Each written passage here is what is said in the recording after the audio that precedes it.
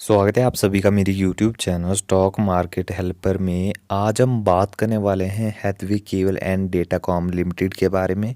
तो जानेंगे कब शेयर में तेज़ी बनेगी और क्यों शेयर में तेज़ी नहीं आ रही है, क्या कारण है, क्या वजह रही है कि शेयर लगातार हमें गिरता हुआ नज़र आ रहा है। इसके अलावा क्या कंपनी इन फ्यूचर हमें अच्छा डिविडेंड भी पे कर सकती है। प्रमोटर होल्डिंग के बारे में भी चर्चा करेंगे, एफआईज के बारे में भी चर्चा करेंगे, म्यूचुअल फंड के बारे में भी चर्चा करने वाले हैं।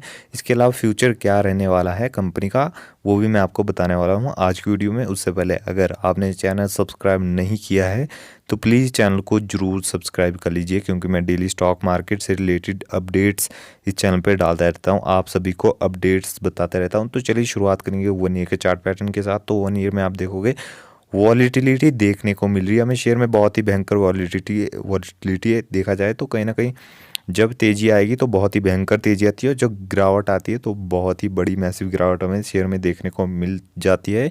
यानी जाहिर हमें बिल्कुल साफ दिखता है कि वॉल्यूम्स कम है। जब कोई बड़ा प्लेयर या बड़ा बायर कोई अच्छी क्वांटिटीज उठा लेता है तो एकदम से सडनली तेजी आ जाती है, लेकिन वापस से जैसे कोई बड़ा प्लेयर अपने जो शेयर से उन्हें बेच देता है, वापस से शेयर जो है वो नीचे गिर जाता है प्रीवियस लेवल से और ज़्यादा नीचे हमें आता हुआ नज़र आता है। तो कहीं ना कहीं देखा जाए तो 1 ईयर में अच्छी परफॉर्मेंस नहीं दिखाई है। आप देखोगे तो 22 और 21 और 22 के आसपास की गिरावट देखने को मिली है। यानी कहीं ना कहीं देखा जाए तो कंपनी जो है अपने प्रीवियस ऑल टाइम हाई से बहुत बड़ी करेक्शन दिखा चुकी है, और अभी आप देख रहे होंगे कि सोलर पे जो शेयर है वो ट्रेड कर रहा है, यानी बहुत ही ज़्यादा सस्ते दामों पे अभी जो है शेयर आ चुका है। इसके अलावा आप 5 ईयर का चार्ट पैटर्न देखोगे तो 2020 में कोरोना के बाद एक बड़ी तेजी आई थी। क्योंकि देखिए देखा जाए कोरोना भी खत्म हुआ था, प्लस कंपनी जो थी वो प्रॉफिटेबल होती हुई भी हमें नज़र आई थी, तो जो कि बड़ा कारण बना था एक बड़ी तेजी का। लेकिन उसके बाद आप देखोगे ऊपर के लेवल्स पे बहुत ही भयंकर प्रॉफिट बुकिंग हुई और वापस से बड़ी मैसिव गिरावट शेयर में आ गई, और जो शेयर वो सेम देखो आप तो गिरावट ही दिखा रहा है अभी तक। यानी अभी तक कंटिन्यू प्रॉफिट बुकिंग चली है शेयर में, कोई भी बड़ी बाइंग यहाँ पे नहीं देखने को मिली है। 5 सालों से कोई भी अच्छे रिटर्न नहीं बनाए हैं, तो देखोगे 60% की गिरावट दिखाई है 5 सालों में।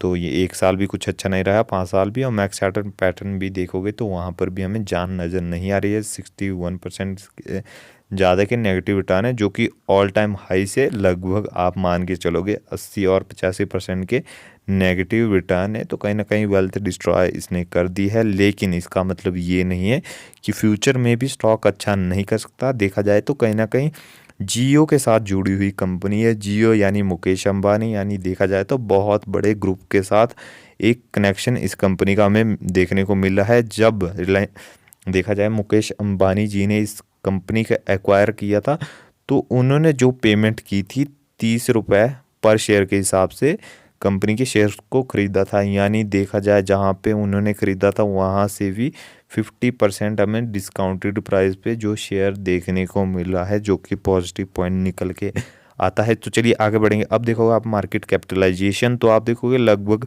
2800 करोड़ के आसपास की मार्केट कैप ही, यानी स्मॉल कैप कैटेगरी से भी नीचे है, यानी माइक्रो कैप हम इसे मान के चलेंगे। स्टॉक पी देखोगे तो 24.20 का है, जो कि ओके ओके लेवल्स पे है। रिटर्न ऑन कैपिटल एम्प्लॉयड नीचे आ चुका है बहुत ही ज़्यादा, रिटर्न ऑन इक्विटी भी इसका बहुत नीचे है। बुक वैल्यू आप देखोगे 23 रुपये की बुक वैल्यू, अगेन कहना चाहूँगा बुक वैल्यू से भी शेयर नीचे आ चुका है, यानी कहीं ना कहीं सस्ते से भी बहुत ज़्यादा सस्ता हो चुका है। फेस वैल्यू 2 की है, अभी 1 तक जा सकती है, यानी बाकी अभी कॉर्पोरेट एक्शन यहाँ पे मिल सकता है आपको। तो चलिए आगे बढ़ेंगे। अब आप देखोगे कि तेज़ी क्यों नहीं बन रही है शेयर में, क्या रीज़न है। तो आप देखोगे दिसंबर 2019 में कंपनी की टोटल सेल्स थी 451 करोड़, और अभी आप देखोगे तो 476 करोड़। ग्रोथ नहीं है, बिल्कुल भी ग्रोथ कंपनी की सेल्स में नहीं है। प्लस एक्सपेंसेस में आप देखोगे, एक्सपेंसेस में कहीं ना कहीं ग्रोथ देखने को मिल रही है, जो कि नेगेटिव पॉइंट निकल के आता है अगर कंपनी की सेल्स बढ़ती है इन फ्यूचर। देखा जाए तो अभी 2019 से अभी तक कोई भी बड़ा मोमेंटम या बड़ी ग्रोथ हमें सेल्स में नहीं देखने को मिली है। वापस कहना चाहूँगा अगर सेल्स अच्छी नहीं है तो नेट प्रॉफिट वैसे भी प्रेशर में आ ही जाता है। क्या कारण होगा, तो आप देखोगे सेल्स ग्रो नहीं हो रही है। आप देखो 476 करोड़ की सेल्स है और उसके नीचे आप 398 करोड़ के टोटल एक्सपेंसेस देखने को मिले हैं। तो आप देखोगे सेल्स में ग्रोथ बिल्कुल भी नहीं है, लेकिन एक्सपेंसेस में ग्रोथ देखने को मिली है, जो कि नेगेटिव पॉइंट है। लेकिन अगर इन फ्यूचर कंपनी अपनी सेल्स ग्रोथ अच्छी दिखाती है, प्लस कंपनी के एक्सपेंसेस भी हमें कम होते हुए नज़र आते हैं, तो कहीं ना कहीं देखा जाए तो हमारा जो नेट प्रॉफिट है वो अच्छा निकल के आने वाला है, जो कि डायरेक्ट फ़ायदा करेगा कंपनी को। और अगर कंपनी ग्रो करेगी तो शेयर प्राइस भी कंपनी का इन फ्यूचर बढ़ सकता है। और देखा जाए तो कहीं ना कहीं बहुत ही बड़े ग्रुप के साथ कंपनी जुड़ी हुई, तो हो सकता है आने वाले में कोई बहुत ही बेहतरीन फैसला जो है कंपनी का मैनेजमेंट या प्रमोटर्स लेते हुए नज़र आए। इसके अलावा रिजर्व्स आप देखोगे, रिजर्व्स कंपनी के ग्रो कर रहे हैं, तो कहीं ना कहीं ये पॉजिटिव पॉइंट निकल के आता है। तो इस हिसाब से देखा जाए कंपनी के पास पैसा अच्छा पड़ा है।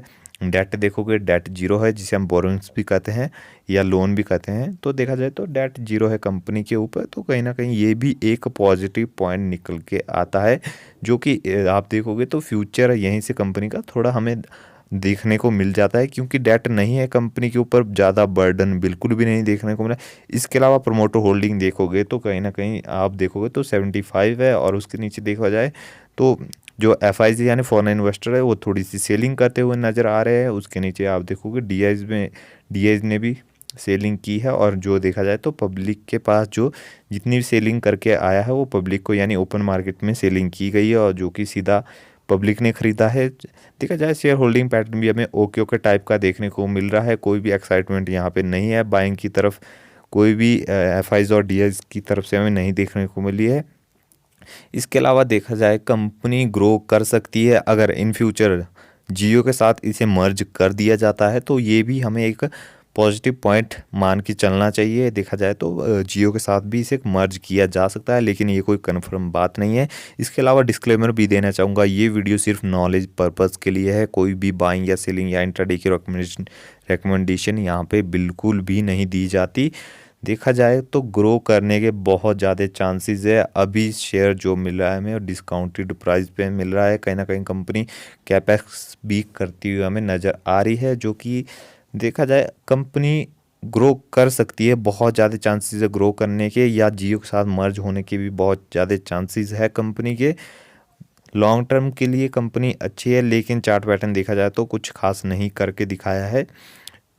तो कंपनी हो सकता है इन फ्यूचर ग्रो करे। तो ये थी हमारी आज की वीडियो अच्छी लगी है लाइक कर, चैनल को सब्सक्राइब करें। वापस से कहना चाहूँगा नॉलेज पर्पज़ के लिए वीडियो थी, बाइंग या सेलिंग करने की कोई भी आवश्यकता यहाँ पे नहीं है। तो चलिए मिलते हैं अगली वीडियो में।